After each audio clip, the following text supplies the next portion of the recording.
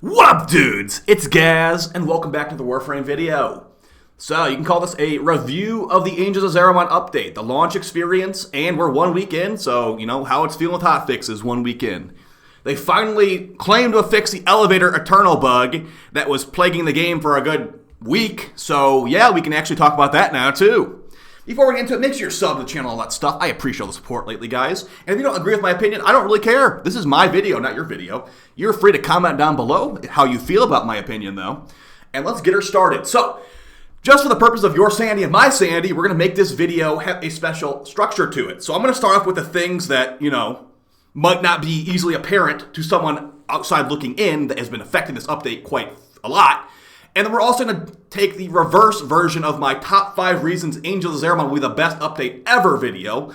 We're actually just take all the points I made in that video. We're going to actually, you know, critique how they actually are utilized in game. So, yeah, let's get into it. This is me basically ranting about my opinions on this and my opinion on the game going forward, because I think some of these changes and nerfs go deeper than you can even imagine. All right, so let's get her started. And we're going to go over just, you know, bugs in general. So, this has been one of the buggiest updates that a lot of people have ever experienced. Now, me as someone that's been playing I've been playing for 8 years, there has definitely been buggier updates to this. Look no further than the Railjack initial launch. But, you know, not everyone's been playing for 3+ years whenever Railjack first came out. So I'm sure for a lot of players, this is their buggiest update ever. And I don't blame you. I'm definitely there. My day one first mission ever experience was, now this is after the quest, and we'll talk about the quest later. My first day experience, I was trying to squab some people from my Twitch chat, and it was like me and 3 other people. We pick a bounty up, and the first thing, the entire update after the quest is, okay, we pick up the bounty. It tells us to go into the elevator for the personal Tenno apartment. But it tells the 3 of them to go in there and not me. So I'm in the actual mission elevator. All 3 of my teammates are in the Tenno apartment elevator. And they're like, why aren't you in the elevator with us? I'm like, wait, it's telling me to go over here. So that's like the first experience. After that, I'm like, all right, I'm playing solo for the next 2 days. And that was actually a good call because there has been so many bugs with playing with other players in this update. It's like, how does this keep happening? This is like the 3rd or 4th elevator kind of situation. You know, like we had the big see this door on Plains of Eidolon. We had the elevator, like the literal elevator on Fortuna, whatever that place is called nowadays. And we had the the Eye of Magnus thing on Deimos. Now we have another elevator. Now it is the coolest looking elevator to be fair, but like, man, you would think they'd have it down pat at this point. So, yeah, disconnect bugs constantly, getting perma stuck in the elevator, which they claim to have fixed today. Maybe they have. It's Thursday, or it's Wednesday of the week after, so we're exactly 1 week out, and they have apparently fixed the bug where you're permanently loading in forever. You know, that's 2 days after they fixed Necros and Hydroid working on Void Angels, so that was a much higher priority. That's a whole 48 hours afterwards. So, just shows you where the priorities are at. So, let's go over some more stuff that might not be easily apparent if you weren't paying attention to every little thing like us nerds do. On the first couple of days, this is actually, you know, 2 or 3 days it took to fix this. Gyre, the new Warframe, who is a complete visual mess when her abilities are going off, her parts come from bounties on the Zariman ship. Oh, would you look at that? They were bugged to be 2% drop rate for 3 days, nearly 3 days. This is on the 29th this was fixed. Yeah, so one of the biggest things to buy for the update had drop rate. How convenient is that? Everything else, well, let's not even forget the fact with all these bugs, you couldn't even extract your loot probably, so you wouldn't even get this in the first place. So if you were some RNG wizard and got 4 2% drop rates back to back before this happened, like, wow. I would be very shocked to hear how many players actually got Gyre built on the first day or 2 before they fixed these, I'm going to go ahead and call them intentionally bugged drop rates. The official drop tables apparently said they were a higher drop rate than they are, and they were in-game an actual 2%. It just seems too convenient. You know, like, everything else has really low drop rates. Gyre doesn't have the best drop rates either, but they're actually even lower. Maybe to make people rage by them. Like, I just want to play the new frame. Like, all the game modes are so buggy, I can't complete missions. I just want to do something fun with this new Warframe update. I guess I'll just buy her. I guarantee that happened, because you know what? It kind of happened to me, too. So, That's another thing. Intentionally bugged drop rates potentially. Wow. Am I taking crazy pills here? Maybe I am. Like, why is that the only thing that has a bug drop rate? The new frame that you have to do 4 different bounties to do. Me personally, I did 7 hours of bounties in the first day solo, and I got I think 1 gyre drop part after 7 hours, and I need to do that 4 times for 4 different bounties. Like, what the heck? All right, so now that we've gotten over those couple of things, it's a lot. This video is going to take forever probably if I don't get into this. So let's just start doing the anti-version of the top 5 reasons Angels is the best update ever. So I did make this video 2 weeks ago, about a week before the update came out. And so here, let's go over these things. So the order we'll be talking about these things. Number 1 will be Void Shell skins. Number 2 will be Evo weapons. Number 3 will be the pseudo open world Scavenger Hunt crap. Number 4 will be the new game modes and Exodus rework. I'm sure you guys want to hear about that. And then the last one will be Focus rework. We'll see how long it takes me to talk about Void Sling. I was thinking about making its own video, but we'll keep it in this one for now, okay? So let's start. So Void Shell skins. You can't really rant about these too much, but it's just hilarious they found a way to actually nerf a skin. When Void Shell skins came out, you could pick specific textures and stuff and colors to make your frame look like a shadow, like a ring wraith or whatever from Lord of the Rings, Nazgul, and that apparently was not allowed, so they've actually patched that out. The only reason I was even using the Void Shell skins, and yeah, of course, no refunds. Oh, you bought it because you want to be a Nazgul? Too bad, no refunds. You shouldn't have bought it because you should have just randomly assumed that Nazgul weren't allowed. So that's fun. That was for Rhino, Volt, and Saren. And, I can't really complain about them too much because it's just fashion frame stuff. I like the idea of them. It's just hilarious they found a way to nerf a skin. They are the masters of nerfing. I say the word nerf so much covering this game that I feel like I'm about to summon an eldritch god of nerf magic because it's kind of crazy. Nerf Thulu is going to be breaking through and grabbing me or something like that. So Void Shell skins... They could be better. I wish they worked on the Prime frames. It's kind of like a disaster. I don't want to look like normal Saren. I have Saren Prime. I want to run Void Shell skin on Saren Prime. So I don't think that's going to happen, but maybe someday. It's just sad. All right, moving on to Evo weapons. These were slightly disappointing for what they actually, were marketed as. They were okay, there's going to be multiple different choices. They're going to evolve into something different. It's basically just an alt fire. It becomes a nearly entirely different weapon once you evolve it. And the Tonfas just get increased range. And apparently people have been testing after my video. You get some increased attack speed too. It's really, really underwhelming compared to making a mini gun out of the Fenmore, making a mini Exceltra rocket launcher pistol out of the Latham, I think it's called. Here's the issue with evolving weapons. And I knew this was going to happen before it even came out. There are just obvious meta choices on some of these options. Why would I ever choose anything besides fire rate on the second choice? When fire rate is an option, the other one is reduced recoil while aiming or something like that. Really? DPS is the only thing that really matters most of the time in this game, and you're going to make options that increase DPS and ones that don't increase DPS on the same tier? No.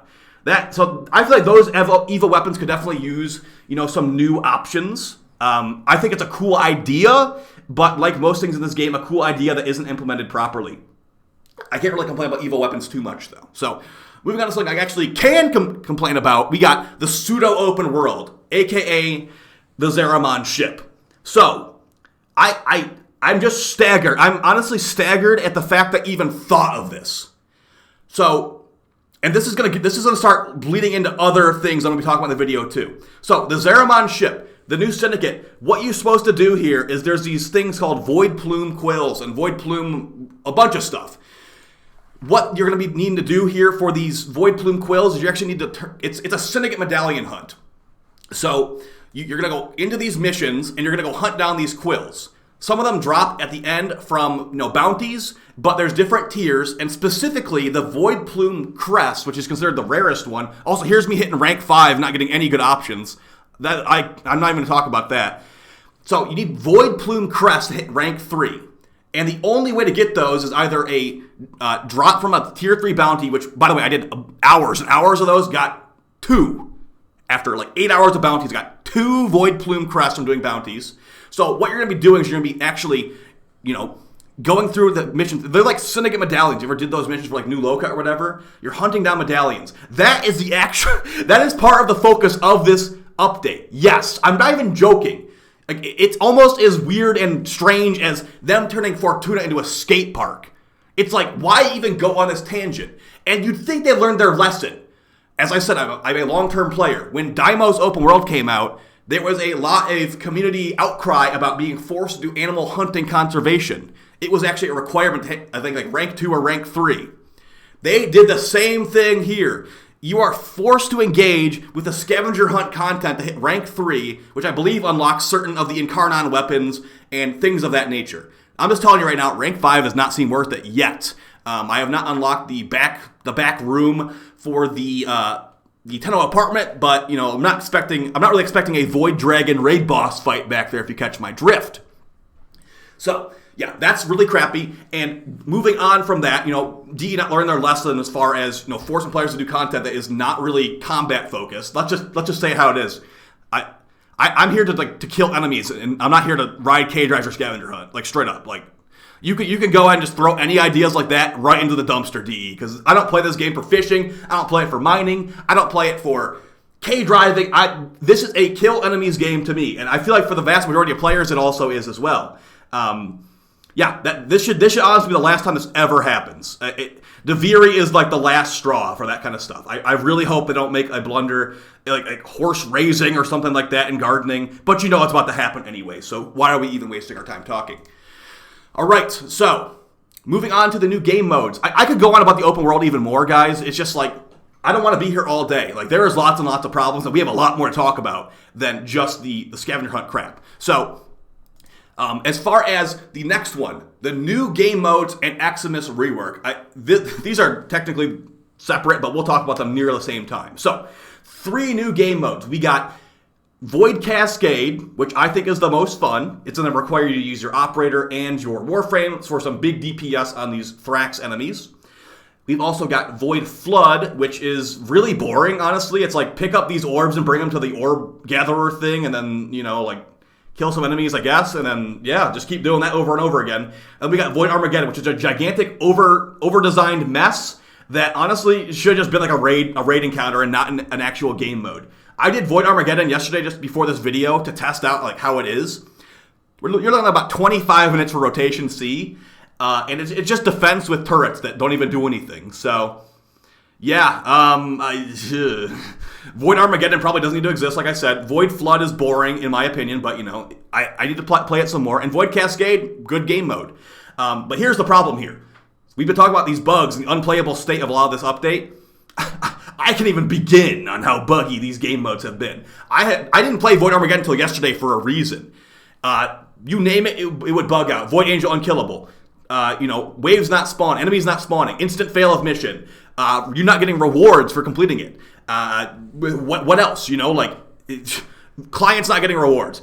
All these not getting rewards bugs, doesn't that sound infuriating? Like, you're already struggling to get into a mission in the first place. You actually get in, you spend 25 minutes trying to get the new, like, two-handed scythe part, and it doesn't even give it to you when you actually extract. I'm not even talking about the bounty steps that, you know, no, we have to talk about this, because this actually drove me nuts on stream. For the new bounties, which you can only get 1 reward per mission, by the way, from the bounty steps, there is a step where, you know, you are a murder machine. Like, you know, you killed all the Thrax enemies, you got the DPS, you got the Ash Prime, you got the Kuva Shakur, you red crit, you kill all these enemies.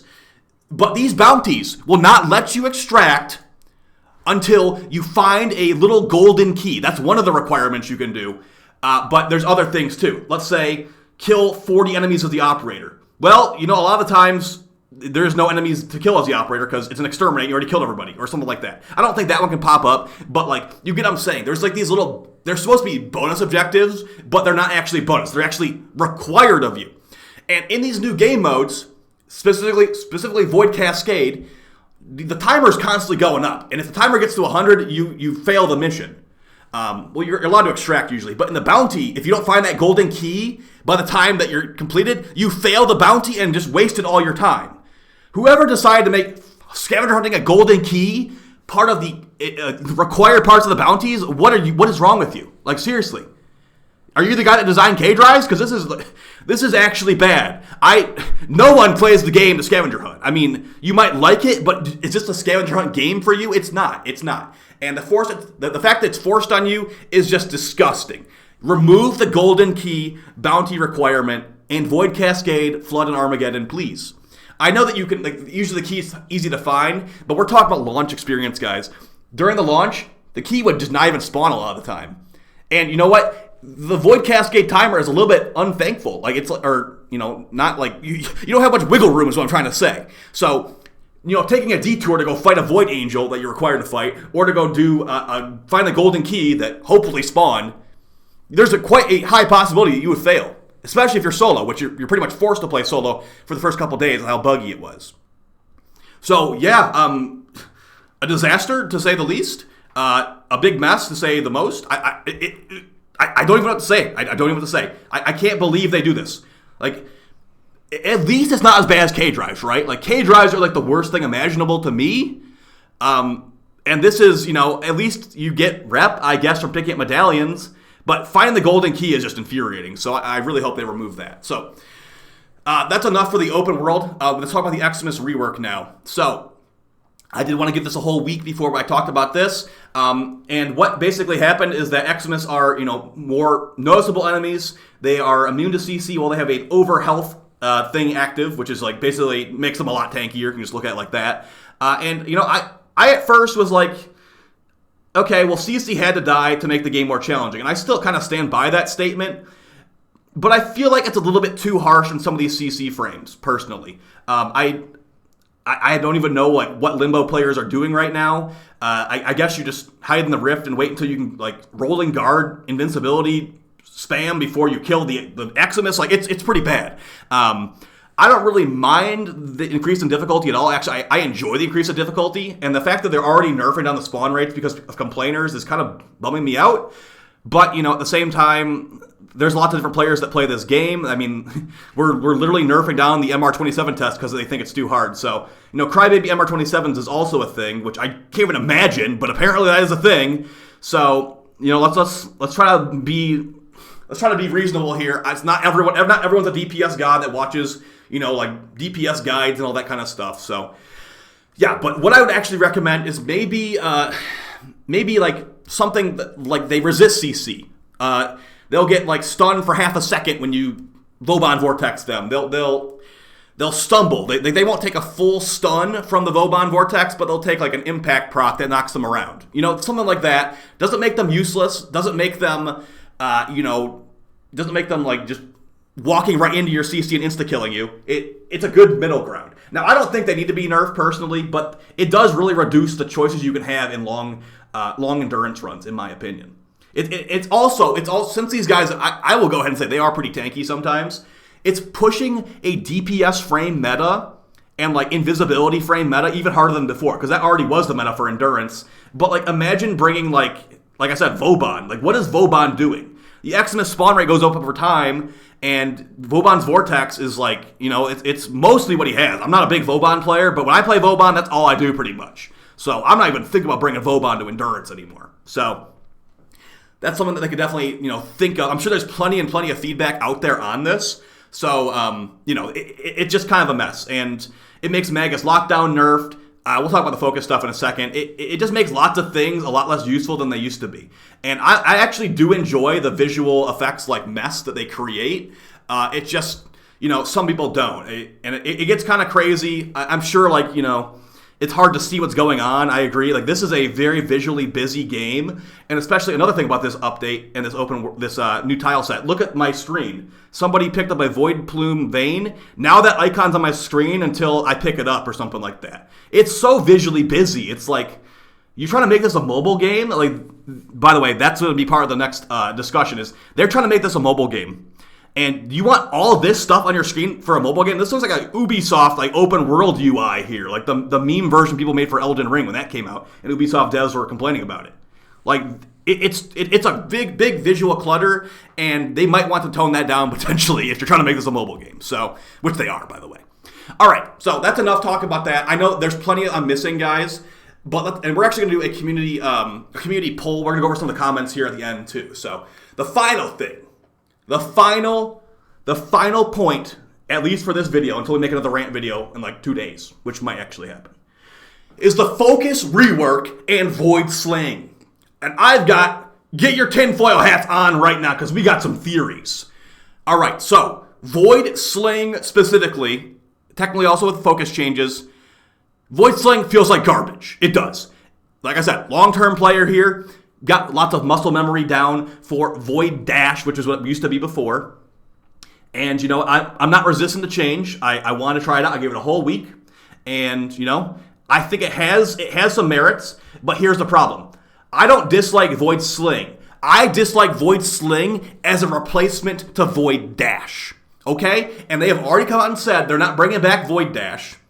So here's my theory on why they made this change. And it might sound a little bit crazy, but just bear with me for a second. So we know that there's a mobile version of Warframe on the way, along with cross-save, cross-play, and all that kind of stuff. When will it come out? Not sure. But I'm guessing with the fact that they made this void dash change or void sling change, it's sooner than you might think.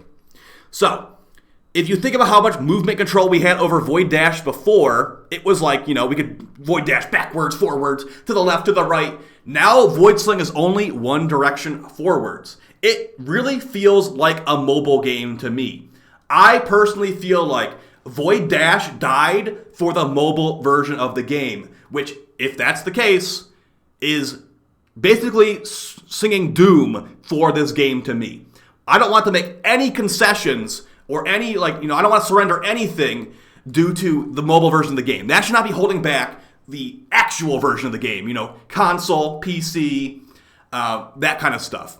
Because if you think about it, how are you going to do a backwards void dash on mobile? You're not. This feels like a change made for making the game easier to play on like a touchscreen phone. So, and I'm going to give you some inside information right now too, okay? I'm not going to tell who my source is, but you don't have to believe me if you don't want to, okay?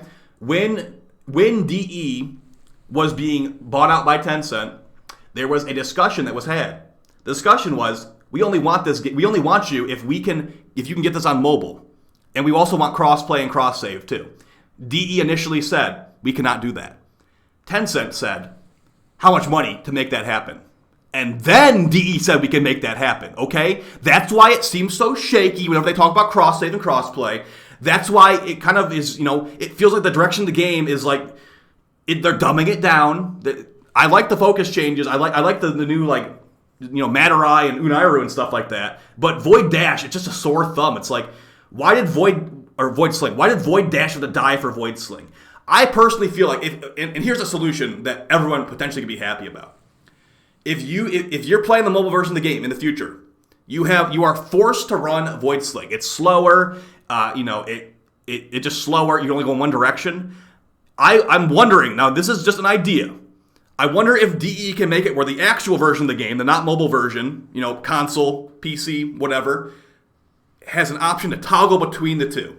So if you wanted more movement capabilities or something like that, you could go and toggle to Void Dash. Or maybe even make it where the operator has Void Dash and the drifter has Void Sling. Whatever. I feel like taking away that option, potentially because of the mobile version of the game, is diminishing the value of the game.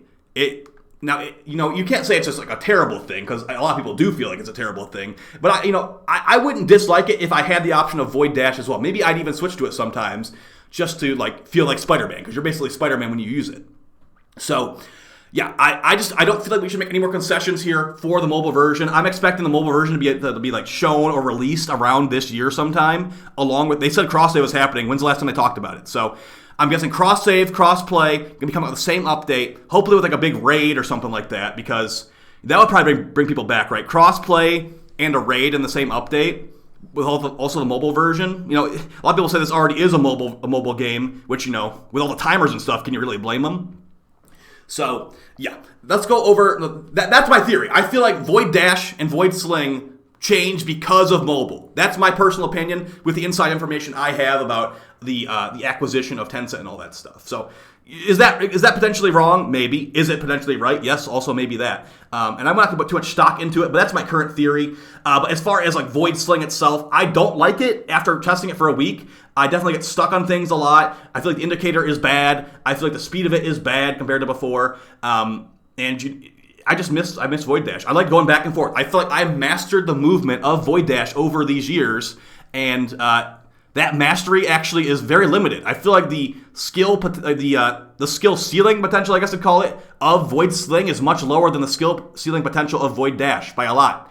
And people miss that. Not just Eidolon Hunters. Even me. I haven't done Eidolon Hunt in probably like 6 months or something like that. And I miss it, okay? So it's not just Eidolon Hunters complaining that they can't do Zariman or whatever it's called, Zeteric, Virtuous Shadow, proc it in the head. You probably can still do that, just annoying. And people are already doing solo 18 Eidolons in one night. So it's really not just the Eidolon people complaining. It's not. It's really not. So let's get into some of these community responses on a poll I made on the update. So I'm sorry if there's any harsh language in these responses. I haven't really reviewed them too much. So let's go over it. And this will probably help me remember some of the things I forgot here. So this is a poll. I made a poll saying, what do you dislike about the most about the Angels of Zariman update? As you can see, out of over 4,000 votes, the most voted on by 50% of people was the Void Sling and focus changes. I'm guessing it was most people just saying Void Sling. You gotta remember also, I didn't talk about this, transference between operator and frame is much, much slower than before. Like we're talking, it's just not even spammable at all anymore. It killed things like Maga's Elevate, it killed things like Maga's Anomaly, and there's plenty of things that probably killed that I'm not even thinking about right now too. So that also makes me think for mobile. Think about, on a mobile phone, do you think it'd be practical to switch between operator and frame as fast as we were before? I don't think so at all. Like the limitations of a mobile phone, like they're pretty strong nowadays. But I was talking to people in chat, I'm like, okay guys, what's like the most like intensive mobile game like, performance-wise that you have ever played? And people are saying Genshin Impact. I've never played Genshin Impact, but from what I've seen, it doesn't look like it's like that crazy, like ability effects-wise. Maybe like you get like one ulti going off or something like that, but it's not as crazy as like back and forth operator 5 times in a second, Void Dash back and forth, left and right, all this stuff. I definitely feel like they're toning it down for that, okay? But let's just keep going over those responses. So let's go over the first one here. We're sorting by most popular, most upvoted. Transference static changes is this guy's least favorite part. Okay, that's a good point as well. There's a new thing added with transference. Every time you die, you will lose max health for your frame until you die 4 times as the operator. You instantly die as the frame. That was basically snuck in, not discussed at all with us before release. And yeah, it just ended up just surprising us. So it's just what he's talking about, reducing the health and depleting your frames. Now, they did add shield getting to operators since then, but it's still not perfect. This guy likes most of the operator changes. Only thing that really bugs me is inability to Void Dash in any direction, like I said in the video. It feels like we're getting limited. My idea for DE is make it where the PC and console version gets a toggle. We can switch between Void Dash and Void Sling, and the mobile version gets stuck with Void Sling. That's my opinion. And as you can see, most people are complaining about the Void transference delay between the two. Haven't heard anything from DE about that one yet. All we know is that they're not changing Void Dash back. This guy would like to see CC buffs, CC frame buffs instead of nerfing them. That's a good point as well. They basically made it where CC frames don't work on Eximus, and we got no buffs to compensate. Like I said, I don't feel like I'm ever going to play Vauban in an endurance run again. What did Vauban get besides a nerf here? He didn't get anything. So unfortunate there. Maybe DE can think about that type of thing before they nerf it again. Opera damage is far too weak. If you armor strip, it's not, but then again, I'm arguing armor strip makes it viable, which is maybe a problem in itself. I can't tell how many missions I've had to leave due to bugs. So yeah, I didn't put the option on here of voting for bugs being a problem, but that's what a lot of these responses are is, wow, it's really buggy. So yeah, these responses go on for a while, and I made this video for a reason. Like, the community is crying out that they do not approve of this update. I'm not gonna say I disapprove of it, but I think lots of these decisions were stupid. Find the golden key where you fail your void cascade. Like, why? I earned the right to extract here. Why do I have to go find a golden key while the timer's ticking down? This is baloney, man. So yeah, I'd say vote with your wallet, guys. If you don't like this update, like most people don't, There's a new Prime and Vaulting come out, don't buy anything. If DE is seeing their bottom line affected by their dumb decisions and lack of, listening to the community or listening to the wrong parts of the community, the people that want the MR27 test nerfed down, then don't support them. I'm not supporting them anymore. I regret even buying Garuda Prime Access accessories. Didn't buy the whole thing. But I only bought them because Garuda has been one of my favorite frames for years. And Blood Wings look cool. So where do we go from here? I'm guessing Deviri or some type of raid update will be later this year with cross-save in the mobile version. So, yeah, and I could be a lot more negative about this, but we've already been going for a half hour, so I'm just going to leave it as is. But yeah, if you guys have any opinions on this, I might make another video on, Void Angels and stuff like that, because I like the Void Angel fight. I like a couple other things. But yeah, this, man, oh man, it's I don't want the mobile game. This is not the game I fell in love with years ago. This is not the game I've been playing all these years. It feels like every update we stray closer and closer to mobile. Put the game in maintenance mode. Don't even update it. We'll update it we'll give you a new Prime Access every 3 months. That's what it feels like. I don't know if they're doing that, but we're about to approach the 10-year anniversary with updates coming out that are in such a bug state that are unplayable for most people, like the Angels of Zariman. So, yeah, I'll see you guys next time for another video. Hopefully you found it helpful and fun, therapeutic maybe. I'll see you in the comments as well. And yeah, just, guys, if you have a problem with Void Sling, don't let up. Don't. Every single post, every single Twitch chat, every single anything involving this game that you're going to comment on, voice your opinions on Void Sling, okay? That's how you get things changed. If everyone is bringing up their point of view on it, it's not a positive point of view, they will eventually have to look at it, okay? Or they'll just eventually start ignoring everything, and that will say a lot about their viewpoint on the community and how they treat us. Are we just money bags to them? I'm guessing so. All right, guys, I'll see you next time. Appreciate it all, and take it easy. Peace.